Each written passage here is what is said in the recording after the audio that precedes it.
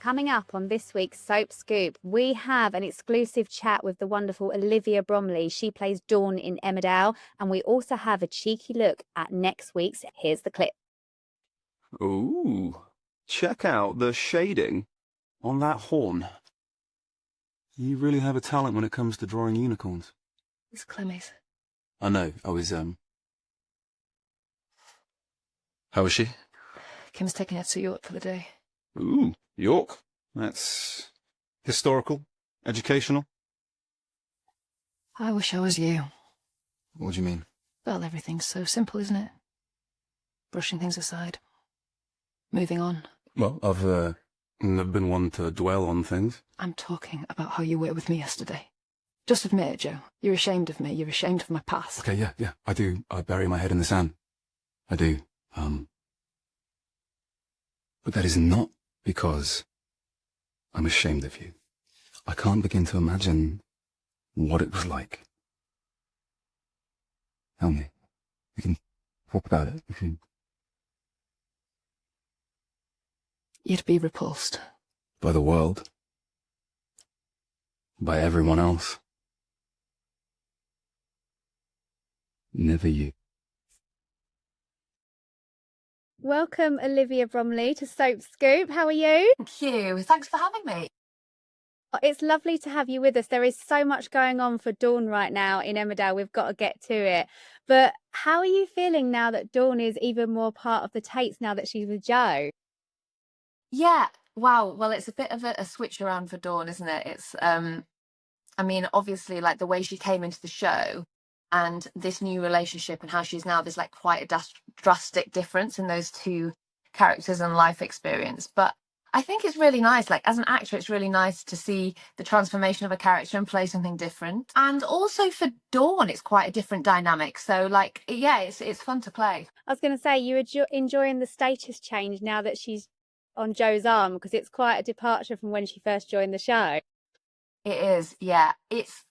Do you know what? It's quite funny as an actress to have to kind of work out who this woman is now, because obviously like characters change and people change in life, but sometimes you have no control of the narrative or like the plot of your character, and they make decisions that you're like, really, would they do this? But then you go with it, and it's quite interesting to work out like where Dawn's morals are, like what this relationship is gonna like be for her and how it's changed. I am enjoying playing her in a different setting, in a different zone, and it's nice because I think it's nice that there's that movement and that transformation, really. Is she happy with Joe? How does she feel about his kind of darker, more manipulative side? Yeah, this is really interesting because he is not like a great person morally, and I know that Dawn's made some bad choices, but I think fundamentally she has quite a good heart and she does want to do the right thing, mainly for people. She makes some terrible decisions. But Joe is much more like Machiavellian and self-serving, I think. So I think that's a challenge for her. But there's just something about this man that's like magnetic to her. And I think that's the thing that keeps her coming back to him. And it's not necessarily rationale. There is something about him that has made her essentially be willing to sacrifice her whole marriage, put her everything at risk that she's built for this man who's just come into her life that she never expected. So I don't think it's necessarily her using all her brain cells. No, but we can understand why she might have been attracted to him, because you know he is quite a character, and she asserted herself very early in the relationship by pushing him out of a window. So are you enjoying all of the camp drama of Home Farm? Yeah, that's what's so great about Home Farm. It's so heightened, it's so camp. Like that was really fun, being all dressed up and kind of doing like a whodunit in a very traditional way. It was really fun. And I also think it was great that it was Dawn, because she kind of put herself and put her child first, and she wasn't going to let this man walk all over her. So yeah, it was really fun to play all that kind of stuff. And I think that's what's really nice about Emmerdale, is that you have the kind of heightened Home Farm upstairs downstairs thing, which is obviously really fun to play. Would you like to see Dawn kind of lean into Joe's darkness or be his conscience? What would you prefer? Really good question. I think Dawn's moral compass is a little bit skewiff, and Joe could definitely lead her astray, but she could also have a really positive effect on him. But I actually think the combination of the two of them could be quite a power couple that would be quite dangerous, because Dawn is willing to take risk, and also the way where she's come from and her background means that she is scrappy, and she can be quite a dangerous person. So it would be interesting. She could go one of two ways in this relationship, whereas I think Billy was a much more there was a much more wholesome relationship there. Whereas with Dawn and Joe, I think there's a little bit of a toxic danger. Yeah, absolutely. But if she did decide to turn more Tate, who would you like to see her come up against? Yeah, well, I mean, Dawn turning more Tate, you know, she's got two mega influences with her, like Joe Tate and Kim Tate. They're two kind of arch Tate characters, aren't they? So I could see Dawn going that direction as she steps into this kind of new world, and she's got a little bit more kind of power. But who would I like to see her go up against? Well, I've very rarely had any kind of interactions with the Dingles at all. Our storylines are very separate often, so it would be quite interesting to have some scrappy Dingle time, I think. Oh, any particular Dingle? Which Dingles would we like to... I mean, I love all the Dingle characters. They're just brilliant. I mean, there's been a few times in the past where Dawn's had a few scraps with Charity, which has been really fun. I mean, obviously Ruby would be tearing Dawn to pieces, I don't think. But like, that's the thing that's interesting about playing this kind of character, where like, you know, you might have it all together, but in the past she has really had a rough time, and she will stick up for herself. So you never really know what Dawn's going to do. So it could be anyone. Yeah, absolutely. Yeah, I'm glad you said Charity. Like, I kind of felt like that felt the most natural, and Ruby definitely as well. Yeah.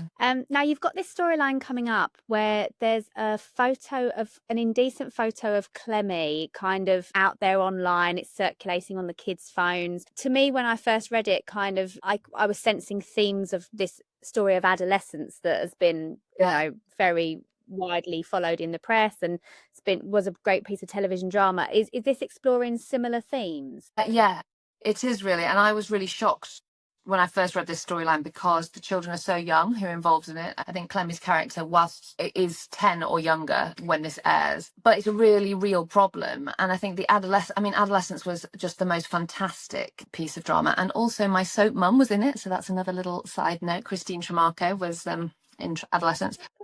Yeah, Rose, my soap mummy.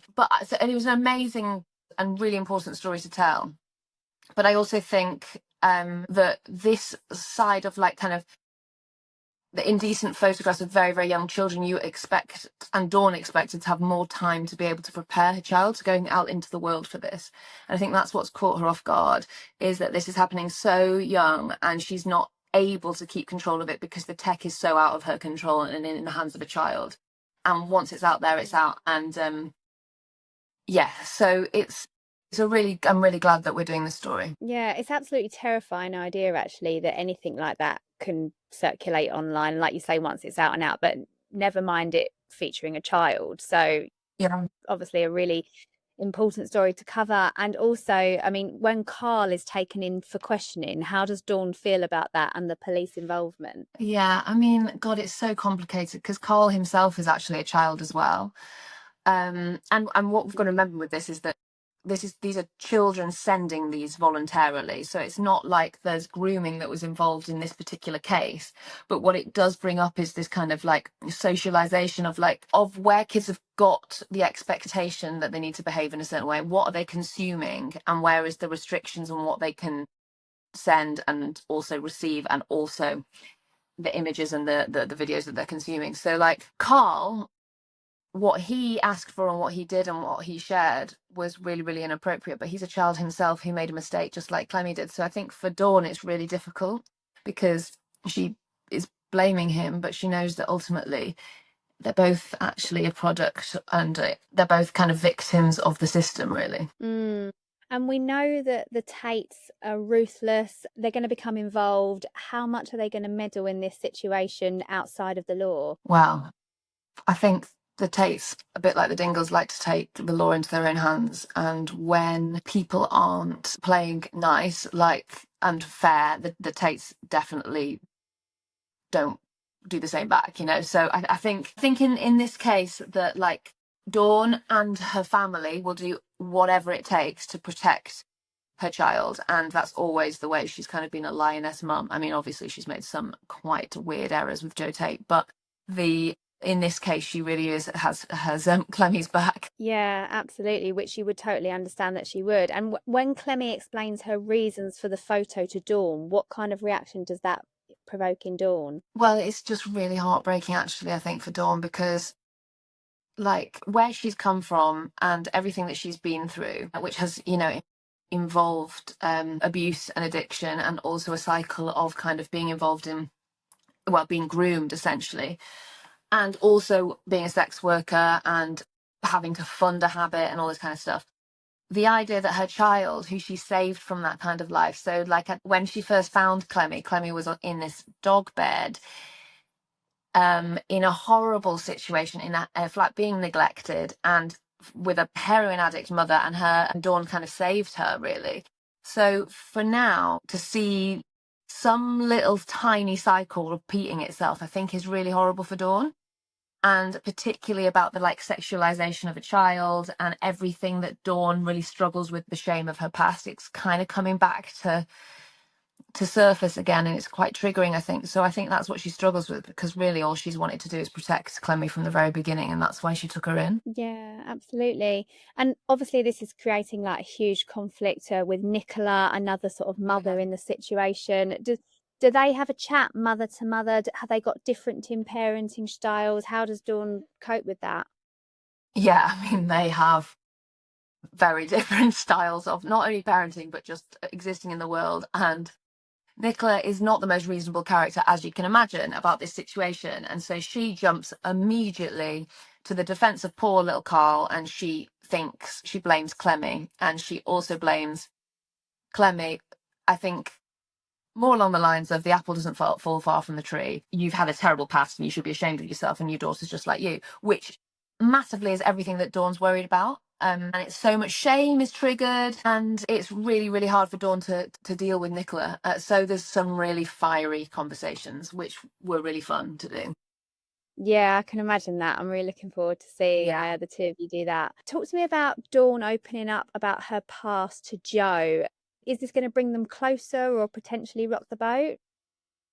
Yeah, well, that's a really difficult thing actually, because Joe Tate is like the epitome of, I mean, what Dawn would see as kind of a different class to her, and he's very put together, and he's very kind of maybe like not that super emotional in lots of ways. And Dawn, shame for her past has really been like a big problem, obviously, but for her to open up to him is like a massive deal. But I think as soon as she starts to feel judged by him, and that she's not worthy of him, and that he sees her as kind of her past in a difficult way, it could really cause like a rift between them. But what's actually really nice is that he welcomes her to open up properly, and I think it's the first time you actually go, oh, I get why these two characters might be together. Because like when I was reading this, there's a lot of times when I think, Dawn and Billy had such an amazing bond, but actually in seeing some of the like scenes with Joe and how Dawn manages to open up to him, it's actually really a sweet bond between them. So I think it could bring them closer. Do you think he understands her as much as Billy, though? Well, interestingly, Billy and Dawn had similar struggles, and they had like just a real understanding. It was a very sweet relationship, actually, Billy and Dawn, and particularly when they first got together, because they were both kind of like underdogs trying to work out where they fit in the world, and they kind of came together, and Billy just like adored Dawn really, and was like amazing in lots of ways. But Joe has his own struggles, and I think that like they're really different from Dawn's, but weirdly they kind of, I don't know, they're kind of yin and yang. They're very different, and it kind of works. Yeah, absolutely. I mean, it was a really sweet relationship. You can see why things kind of didn't work out in the end, but do you think that romance will ever be revisited? Would you like to see that?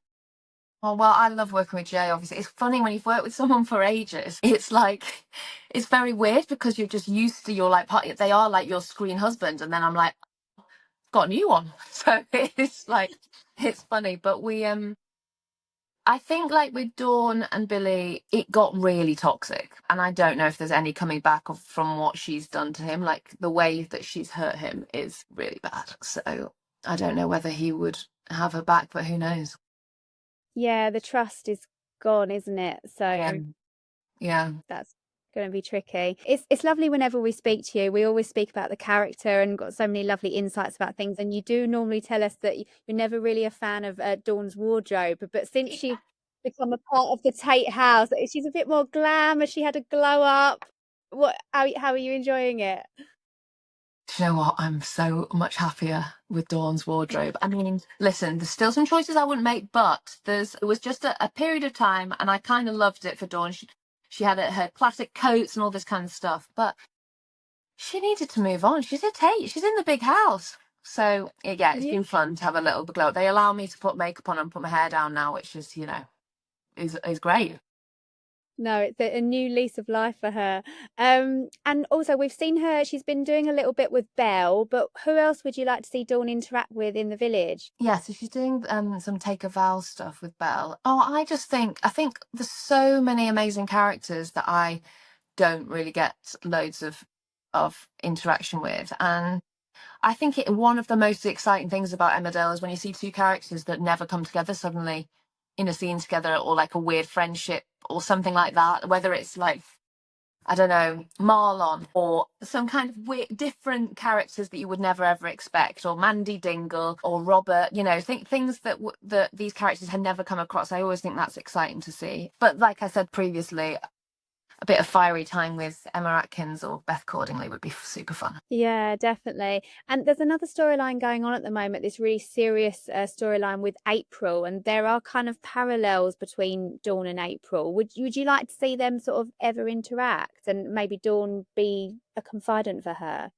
Oh yeah, I mean, yeah, that's a really, really difficult story, and like Amelia, sorry, is doing just the most amazing job and working so hard. And I think actually that's what's a really sad thing, is that it's a cycle that's being repeated. And if Dawn could in some way step in and advise her and help her before it gets too far, like Dawn's life did, that would be amazing to see. Yeah, it's a very rough story that Amelia's got to play at the moment. Yeah, definitely. And she's been doing great with it, and she just won our Best Young Performer award at the Inside Soap Awards. Yeah, which is really good. No, it looked like a really fun do, and lots of amazing awards. Are you still doing the Emmerdale band? I missed you in Scotland recently. I was really poorly, so I didn't get to come along, but are you still loving that? Yeah, it was really fun. We had such a silly, fun time. We went up to Scone Palace, and yeah, we sang on a couple of nights, and we raised money for charity. And yeah, it's just really fun to hang out with. Like, I mean, we're very lucky. We've got such a good group of cast, to be able to do this kind of stuff with, and everyone gets on really well. So we just had a really fun time. And the Emmerdale band, was there in full force. Yeah, I think people don't realise what a lovely singing voice they've got unless they've heard you in the band. So yeah, it's been lovely to see you do that.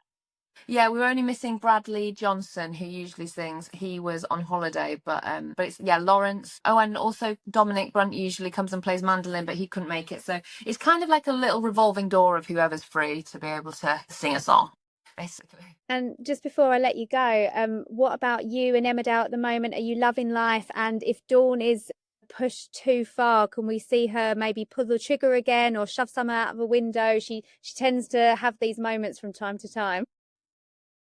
Well, yeah, I mean, you and I genuinely never know what Dawn's going to do, and it's sometimes quite a surprise to me too. I don't think Dawn is ever scared of sticking up for herself or making a rash decision. Most of the things she does, she doesn't think about, and then afterwards spirals for several weeks. So yeah, there's lots of drama coming up, I'm sure, and probably some terrible decision making as usual.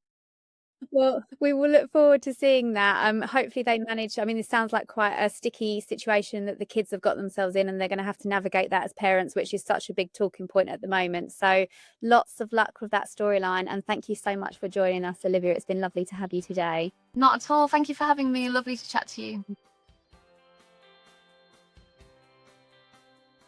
Johnny, I absolutely love chatting to Liv Bromley. I mean, she's such a nice soul. And if you think about how much Dawn has been through, she just takes it all in her stride, doesn't she? Yeah, and you know what? Fair play, because Dawn, she's had a rough old life. Liv is so glamorous in real life. Like I always get a bit kind of forget, like, oh, actually, no, you're not your character. She's so classy, so stylish, and so not Dawn. Probably for the best. Who'd want to be Dawn? Well, I mean, she's coupled up with Joe Tate, so I wouldn't mind for a total of 5 minutes, but less about me, more about what's going on in Emmerdale, which moves us on right. Regime as well, LJ, because just saying. My what regime, Johnny? Beauty regime, because I think Dawn is like that from the wrong side of the tracks kind of gal. And look at always glamorous Laura Jane. I think you'd have to see what's more important: 5 minutes with Joe Tate or your hair straighteners. Just saying. Hair straighteners, Def. Right, okay, moving on. We've got to talk about this big reveal in Emmerdale. Celia is the new big bad. I mean, we knew she was dodgy anyway, because that first episode where her dog attacked Paddy, I mean, we knew she was going to be a character, but she's secretly the big villain at the heart of the County Lines storyline with April. Let's discuss.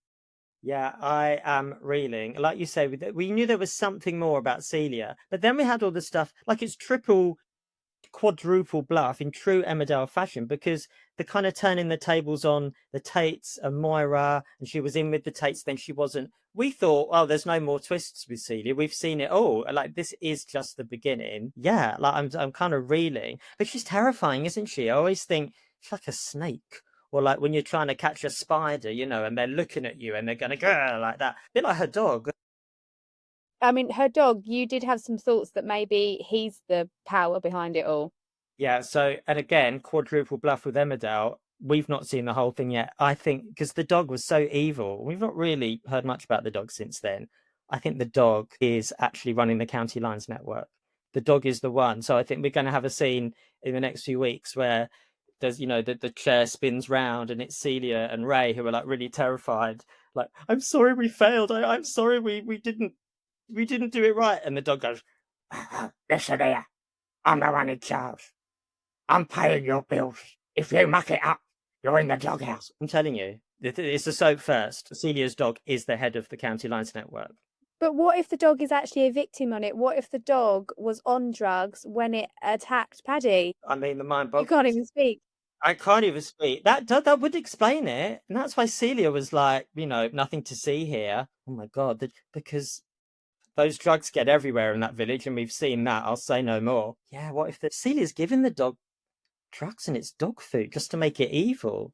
Don't know. I wouldn't bet anything past Celia or her pets or her livestock. I was going to say exactly the same thing. Now, Johnny and I are having a right old laugh with this, but what we should say is that it is going to go into some really serious territory coming up in the storylines. April is going to find herself in some really dark and terrifying situations. It's not just the drugs that they want her to be dealing. There's also an incident where she's trapped in a room with a predatory character.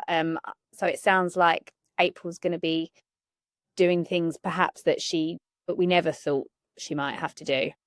Yeah, it's really, really dark stuff. Do prepare yourselves, viewers and listeners and readers, because it is going to be quite disturbing where the story goes. But this kind of stuff is happening. It's awful, but it's just, I think, general exploitation. And as I say, it is kind of worse than you think, but it's a story that needs to be told. But yeah, it's gonna be pretty heavy stuff, just to warn you.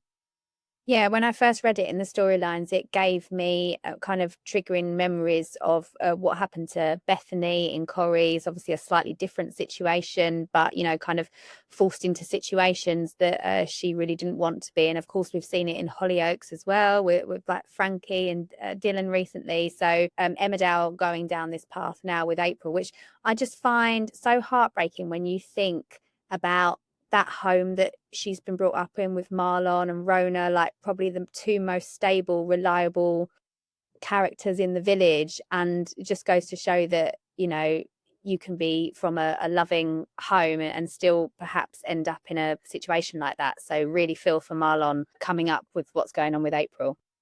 Yeah, and I think that's the point, isn't it? It's, nice families, or it's, the last place you expect, the last household the last kid you expect to be dragged into something like this. Doesn't matter, you know, they can fall into these situations so easily, like terrifyingly easily. And again, with Hollyoaks, you know, Hollyoaks is a nice, you know, affluent suburb of Chester. You know, what goes on there? Well, as we know, lots goes on there. But yeah, these poor kids. Well, let's move on to Coronation Street, because we've got this ongoing storyline between Becky, Carla, Lisa, which actually there is a nice note for Swarla fans this week, where it's the week coming up, where Carla is going away for a bit and she's nervous about leaving Lisa alone with Becky. And I don't know whether it's like an issue of trust or just doesn't trust Becky at least. But Lisa kind of offers her some reassurance and says, you know, you don't have to worry, you're the one for me. And it's kind of a real you're the one that I want moment, which is certainly how I read into it when I read the storylines. But there's all this stuff going on with shady Costello, because we still don't know how deep his involvement runs in the story. What do you reckon? I think that someone's been watching Line of Duty, and I think in that case, there's all sorts of twists to come. I don't trust Costello, and I never have actually. I've always thought, like, it's months really. I think you look at the last few months, like way before this Becky stuff was happening. It's always a bit shady with Kit, always a bit shady with Lisa. Yeah, I think I don't know, maybe he's a friend of Celia's from Emmerdale. Like, he's got, there's a whole network of like baddies hiding in plain sight in our soaps. Yeah, there's more. I feel Becky is a good person at the heart of it. I don't think she's like secretly villainous. So I think there's even more that she's protecting Lisa and Betsy from. And yeah, Costello is our big, you know, Thanos, our big Doctor Doom, the big villain of the piece. But how long until we kind of really get to the meat of it? Getting a bit impatient, I have to say. I'd like this to ramp up a bit, because Costello needs to, you know, play his hand now, don't you think? Yeah, absolutely. So there's a moment coming up where Betsy is slung in jail and Costello's role in it is all a bit ambiguous, and it seems like he may have been pulling the strings in this story. I think that Becky is on a 1-year contract and that Corrie have brought her back from the dead just to kill her again. I wonder whether Becky, it's going to turn out, I think it is going to turn out that she's hiding stuff, and because you kind of have to make her the villain of the piece really to kind of ensure that Carla and Lisa end up together in the end. But I think she will go down with dignity. Maybe it's saving Betsy and really will end up dying in the line of duty, is my theory about the whole thing. I'm probably completely wrong, or also apologies if I've just spoiled an entire year's worth of plot. Yeah, there's more to it, but I don't know. I didn't trust Becky at first, but I'm starting to feel like she is kind of here to protect us, like, you know, Batman or something. I don't know. She's got vigilante vibes. When you said line of duty, you know that epic season 3 finale where they are interviewing Dot Cotton, the character, yeah, Dot, and they finally know that it's him behind everything, and he has to do the emergency exit and he has to break out the glass, and then there's a man with a machine gun, and then Vicky McCure's character like chases him all through the streets, and it's probably one of the most epic episodes ever on television. But I wonder if this is what's doomed for Costello. I wonder if like he is eventually going to end up in an interview room where he's forced to be questioned by an officer. I would say 1 rank senior, but if all they've got is Kit, then it might have to be 1 rank junior. And basically, He's always available to interview anybody, isn't he? No matter what rank, what day, is he on duty, is he not? So yeah, it'd probably be Kit. well, I'll tell you what, if Costello is outed as a great big rotter, then he'll have to be ousted from the force in some way, shape or form, emergency exit pending. And then Lisa and Kit are surely going to get promotions out of this. It's going to work out for everyone, I'm telling you. Yeah, and then this is going to afford like the big Swarla wedding, because she would get like a hefty pay rise if she uncovered this like corruption, and Kit could afford more grooming products for that beautiful face. Everyone's a winner. It's going to be fine. The goodies are going to win in the end, right? But you know, you say like, what if Becky dies? She's been brought back from the dead to die. I'm not trusting Soap Death ever again after Becky. I'm telling you, Like, you're going to have to really watch. And also Claire Devine, 2 words, and Hollyoaks. You know, Claire Devine survived being zipped up in a body bag. So I think Becky is just the Terminator. She's unkillable no matter what happens. Well, speaking about not trusting back from the dead, of course, another ultimate player in that is Cindy from EastEnders. My favourite Return from the Dead ever. This new character, Jasmine, who's working for Cindy at the Albert, and she has caused quite the buzz online, people wondering what's going on with Jasmine. Yeah, well, there's a bit of a theory that she's connected to the Fords. Now, I know, LJ, you were a bit obsessed with the Fords. If you don't know what I'm talking about, Cindy's backstory of why she faked her death was that she was in witness protection, because when she was in prison in the late 90s, she gave evidence against her cellmate, who was part of a big old criminal gang called, yes, the Fords.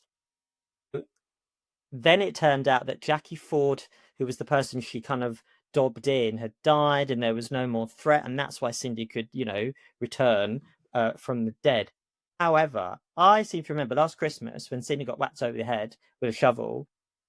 Was it? I'm sure it was you. Is it another colleague that was like, "It's the Fords. It's the Fords. There's going to be like a big new family." You'd like invented a whole new crime family to join EastEnders, saying that the Fords were the ones picking up the shovel, all of them. Well, it turned out it was Kathy, so you were wrong. But no, but I tell you, Johnny, I tell you, just before you go down that road, it wasn't me. I did nick it off our art director, Paul Lang, but he basically said that Nicola Mitchell was a secret agent of the Fords, which, let's face it, would have been blimming brilliant. It's still not too late for that. It's not. I'm sorry. Yeah, sorry. No offense to Kathy. That was a really great twist, but I really bought into that theory. But you're right. It's not too late for that. Ben Wadey, if you are listening, make Nicola Mitchell a secret agent of the Fords. Sorry, Johnny. Please do proceed with what you were saying. Look at how much we're obsessed with the Fords, a family that don't even exist. So is Jasmine connected to the Fords? So Exhibit A of our evidence pointing towards this, she's working at the Albert and seemed to target the Albert when she arrived in the square, kind of in a puff of smoke. Like, she's suddenly there. I think, like, you know, Oscar saw her from across the square and fancied her. Were they like friends on socials or something? She just appeared really quickly, and that's always a red flag, isn't it? If a character just suddenly like, pooh, they're here, or they've got an agenda, they've usually got a connection to somebody. And Jasmine did, all her scenes have been at the Albert. I feel like that actress has not even had the tour around Albert Square like we have as journalists. She's just in the Albert. That's the only place she's been. Did she have her lunch there? I don't know. She's asked questions about Cindy. Like, I think Oscar was telling her, "Oh, you don't want to work here. The boss is blah blah blah." And basically gave a character breakdown of Cindy Beale from 1988 onwards. Jasmine seemed very interested. So, yeah. Is she a secret Ford? Because Cindy, that's the great thing about Cindy's like 25 years or whatever it was away from the square and in hiding. There's so much you can do with that. Obviously, she was Rose Knight, and you know, she was obviously connected to George and Anna and Gina, but you know, there's got to be more. So yeah, theory of the week seems to be Jasmine has targeted Cindy for a reason. She also looks a bit like edgy. I feel a bit scared of Jasmine. She's quite feisty. She's going to eat Oscar for breakfast. But yeah, so yeah, she could be a Ford. So you and our lovely Paul, you mentioned maybe the Ford dream is coming true, and maybe Nicola is the mastermind behind it, or Celia from Emmerdale, or Costello. I don't know. They're all in on it together. Or Celia's dog.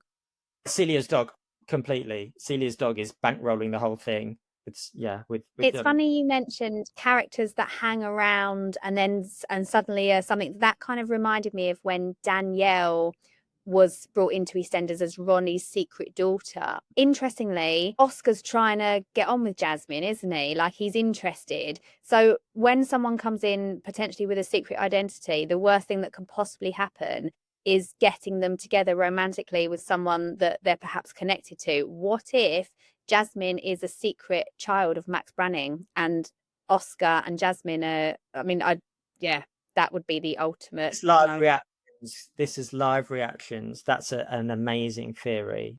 Yeah, like that blue touch paper. What do you think, soap fans? What do you think of that? That's really good, because Max is back at the same time. It's all like No, let's be. I mean, Max has got the capacity to have as many secret children out there as he wants because he's, just had loads of affairs. Absolutely. Yeah, exactly. And he keeps coming in and out, in and out, in and out. So I feel like, I don't know, maybe EastEnders this is why he's kind of appearing then disappearing. They're now inventing even more like backstory. Oh, he's been with Zoe. Oh, he's been here. Yeah, we're all love children of Max Branning in some way, maybe. Well, this kind of leads me on nicely. We should wrap up just as a little tribute to Stacey, who has left the square. We know Lacey Turner is having a bit of a break. Hopefully we will see her back. I can't see why we wouldn't, because Stacey is just so synonymous with EastEnders and Walford, as is Lacey. But she's gone to Brazil. My thoughts about, Brazil's quite an exotic location, feels a bit random, really. It's a bit like when Sonia went off to, was it the Philippines or something like that?